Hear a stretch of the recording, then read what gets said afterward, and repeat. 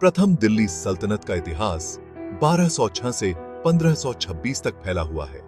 यह भारत में मुस्लिम शासन की शुरुआत का प्रतीक है और दिल्ली को एक प्रमुख राजनीतिक और सांस्कृतिक केंद्र के रूप में स्थापित किया है। आइए जानते हैं इस सल्तनत के प्रमुख शासकों और उनके योगदान के बारे में। कुतुबुद्दीन ऐबक ने 1206 में दिल्ली सल्तनत की स्थापना की। वह मोहम्मद गोरी के एक गुलाम थे और उनके मरने के बाद उन्होंने दिल्ली में सत्ता संभाली। ऐबक ने कुतुब मीनार का निर्माण किया, जो आज भी दिल्ली का एक प्रमुख ऐतिहासिक स्थल है। भीतर की नदी। इल्तुतमिश ने सल्तनत की स्थिति को मजबूत किया और कई प्रशासनिक सुधार किए। उनके शासनकाल में बंगाल और बिहार को भी सल्तनत के नियंत्रण में लाया गया। उन्होंने मुद्रा प्रणाली को मान्यता दी और इस्लामिक कानून को लागू किया। सासी बात जमाकीपा ताताई। रजिया सुल्तान दिल्ली सल्तनत की पहली महिला शासक थीं। हालांकि उनके शासनकाल को पुरुषों का विरोध मिला, लेकिन वे प्रशासन में सुधार और सशक्तिकरण की प्रतीक थीं।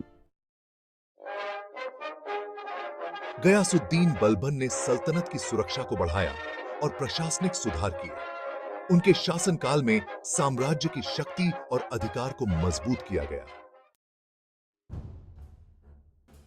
अलाउद्दीन खिलजी ने सल्तनत को एक प्रमुख शक्ति बना दिया।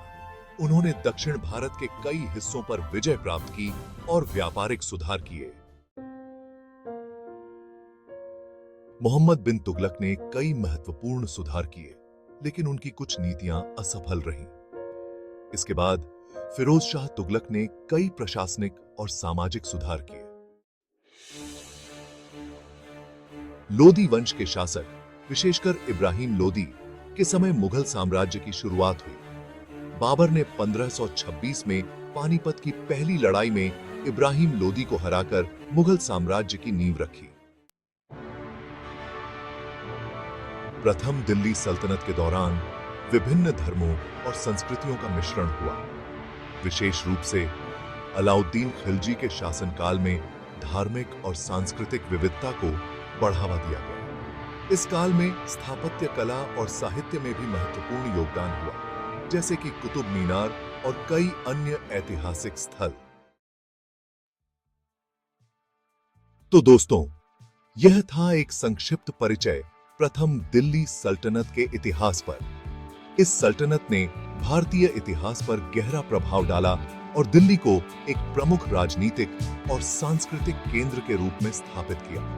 अगर आपको इस वीडियो में कुछ नया जानने को मिला हो, तो कृपया वीडियो को लाइक और शेयर करें। हमारे चैनल को सब्सक्राइब करना न भूलें, ताकि आप भारतीय इतिहास की और भी रोचक कहानियों से जुड़ सकें। धन्यवाद।